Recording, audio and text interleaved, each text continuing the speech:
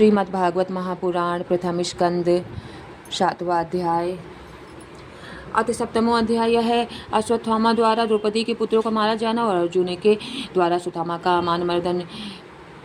श्री शौनक जी ने पूछा, सूत जी, सर्वज्ञ एवं सर्वशक्तिमान व्यास भगवान ने नारद जी का अभिप्राय सुन लिया। फिर उनके चले जाने पर उन्होंने क्या किया? श्री सूत जी ने कहा, ब्रह्म नदी सरस्वती के पश्चिम तट पर सम्यापरास नाम का एक आश्रम है। वहाँ ऋषियों के यज्ञ चलते ही रहते हैं। वहीं व्यास जी का अपना आश्रम है। उसके चारों ओर बेर के सुंदर वन है। उस आश्रम में बैठकर उन्होंने आचमन किया और स्वयं अपने मन को समाहित किया। उन्होंने भक्ति योग के द्वारा अपने मन को पूर्णतया एकाग्र और निर्मल करके आदि पुरुष परमात्मा और उनके आश्रय से रहने वाली माया को देखा। इसी माया से मोहित होकर यह जीव तीनों गुणों से अतीत होने पर भी अपने को त्रिगुणात्मक मान लेता है और इस मान्यता के कारण होने वाले नरकों को भोगता ही न नरकों की शांति का साक्षात साधन है केवल भगवान की भक्ति योग।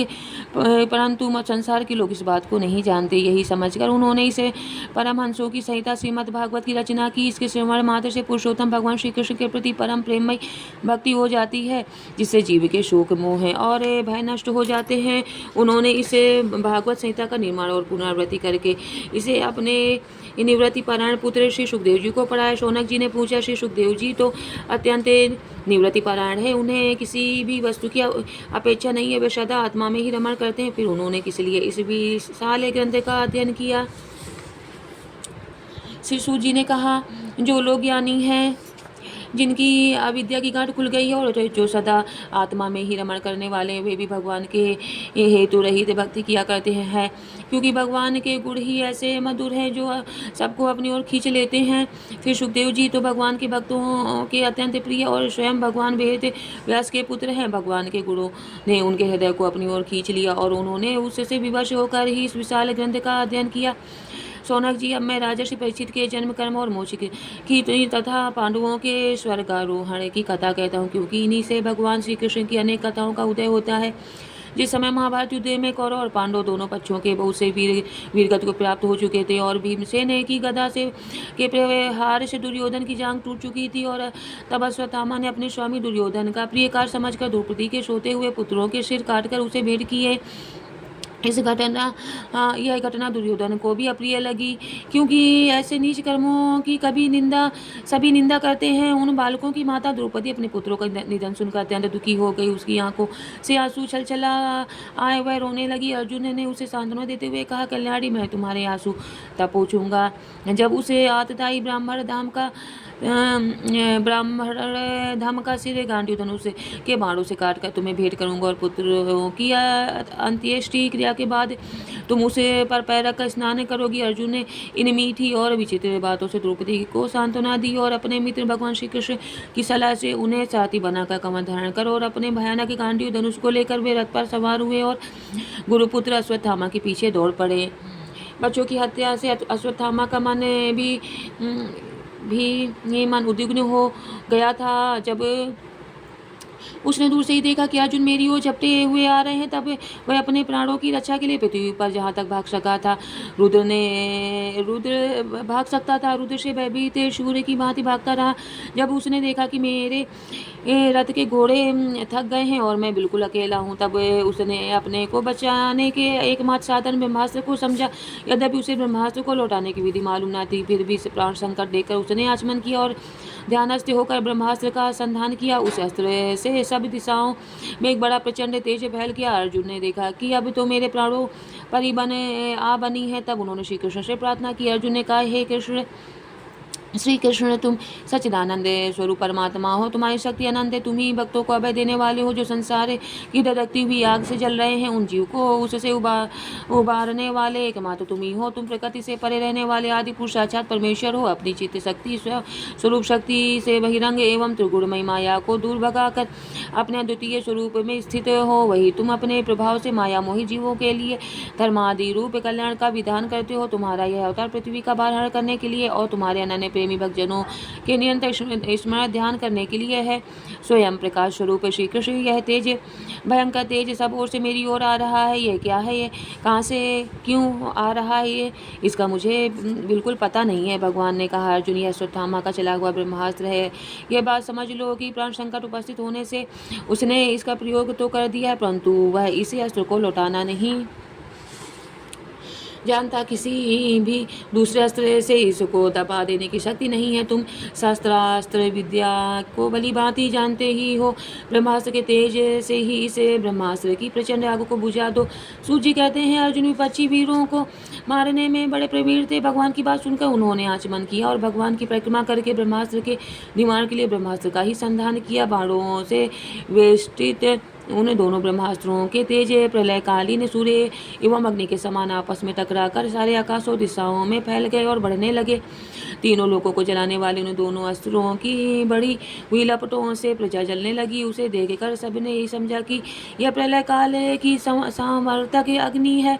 उसे आगे से प्रजा का और लोगों का नाश होते देख भगवान की अनुमति से अर्जुन ने उन दोनों को ही लौटा लिया। अर्जुन की आंखें क्रोध से लाल लाल हो रही थी। उन्होंने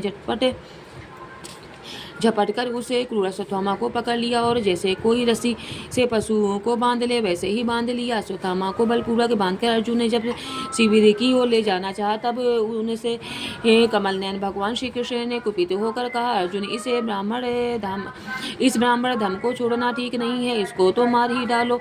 इसने रात में सोए हुए निरपराध बालकों की हत्या की है। धर्मवेत्ता पुरुष या असावधान मतवाले पागल सोए हुए बालक, स्त्री विवेक ज्ञान शून्य शरणागत रतहीन और भयभीत शत्रु को कभी नहीं मारते, परंतु जो दुष्ट और क्रूर पुरुष दूसरों को मारकर अपने प्राणों को पोषण करता है, उसका तो वध ही उसके लिए कल्याणकारी है। क्योंकि वैसी आदत को लेकर यदि वह जीता है और भी पाप करता है और उन पापों के कारण नरक का गामी होता है। फिर मेरे सामने ही तुमने द्रौपदी से प्रतिज्ञा की थी कि मानवती, जिसने तुम्हारे पुत्रों का वध किया है, उसका सिर मैं उतार लाऊंगा। इसे पापी ही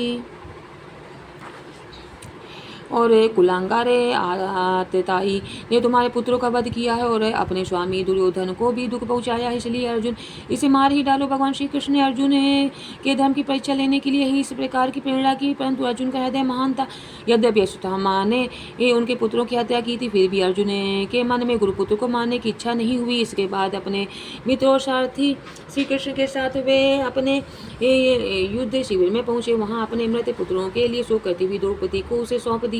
द्रौपदी ने देखा कि अश्वत्थामा पशु की तरह बांध कर लाया गया है। निंदित कर्म करने के कारण उसका मुख नीचे की ओर झुका हुआ है। अपना निश्चय करने वाले गुरुपुत्र अश्वत्थामा को इस प्रकार अपमानित देखकर द्रौपदी का कोमल हृदय के पास से भर आया और उसने अश्वत्थामा को नमस्कार किया। गुरुपुत्र का इस प्रकार बांध कर लाया जाना सती द्रौपदी को सहन नहीं हुआ। उसने कहा, छोड़ दो, इन्हें छोड़ दो। ये ब्राह्मण हैं, हम लोगों के अत्यंत पूजनीय है। इनकी कृपा से अपने रहस्य के साथ सारे धनुर्वेद और प्रयोग तथा उपसंहार के साथ संपूर्ण शस्त्रास्त्रों का ज्ञान प्राप्त किया है। वे आपके आचार्य दौड़ के ही पुत्र के रूप में आपके सामने खड़े हैं। उनकी अर्धांगिनी कृपी अपने वीर पुत्र की ममता से ही अपने पति का अनुगमन नहीं कर सकी। वे अभी जीवित हैं। महाभाग्यवान आर्यपुत्र, आप तो बड़े धर्मज्ञ हैं। जिसे गुरु वंश की नित्य पूजा और वंदना करनी चाहिए, उसी को व्यथा पहुँचाना आपके लिए योग्य नहीं है, योग्य कार्य नहीं है। जैसे अपने बच्चों के मर जाने से मैं दुखी होकर रो रही हूँ और मेरी आंखों से बार बार आंसू निकल रहे हैं, वैसे ही इसकी माता पतिव्रता गौतमी न रोए। जो उच्च श्रृंखल राजा अपने कुकृत्यों से ब्राह्मण कुल को कुपित कर देते हैं, वह कुपित ब्राह्मण कुल उन राजाओं को सपरिवार शोकाग्नि में डालकर शीघ्र ही भस्म कर देता है। सूत जी ने कहा, सौनक जी, ऋषियों, द्रौपदी की बातें धर्म और न्याय की अनुकूल थी। उसमें कपट नहीं था, करुण और समता थी। अतएव राजा युधिष्ठिर ने रानी के इन हित भरे श्रेष्ठ वचनों का अभिनंदन किया। साथ ही नकुल, सहदेव, सात्यकी, अर्जुन, स्वयं भगवान श्री कृष्ण और वहां पर उपस्थित सभी नारियों ने द्रौपदी की बात का समर्थन किया। उस समय क्रोधित होकर भीमसेन ने कहा, जिसने सोते हुए बच्चों को न अपने लिए और न अपने स्वामी के लिए बल्कि व्यर्थ ही मार डाला, उसका तो वध ही उत्तम है। भगवान श्री कृष्ण द्रौपदी और भीमसेन की बात सुनकर और अर्जुन की ओर देखकर कुछ हंसते हुए से कहा।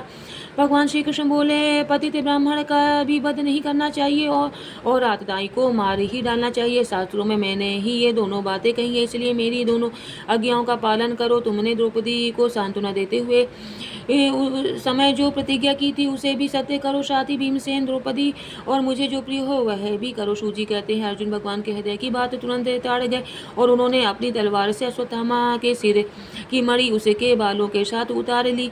बालकों की हत्या करने से वह श्रीहीन तो पहले ही हो गया था, मणि और ब्रह्मते से भी रहित हो गया। इसके बाद उन्होंने रस्सी का बंधन खोलकर उसे शिविर से निकाल दिया। मुड़े देना, धन छीन लेना और इस स्थान से बाहर निकाल देना, यही ब्राह्मणाधमों का वध है। उनके लिए इससे भिन्न शारीरिक वध का विधान नहीं है। पुत्रों की मृत्यु से द्रौपदी और पांडव सभी शोकातुर हो रहे थे। अब उन्होंने अपने मरे हुए भाई बंधुओं की ही दाहादि अंत्येष्टि क्रिया की। इति श्रीमद्भागवते महापुराणे परमहंस्यां संहितायां प्रथम स्कंदे त्रोणी निग्रहो नाम सप्तमो अध्याय है। हरि ओम तत्सत। श्री कृष्णार्पणम अस्तु।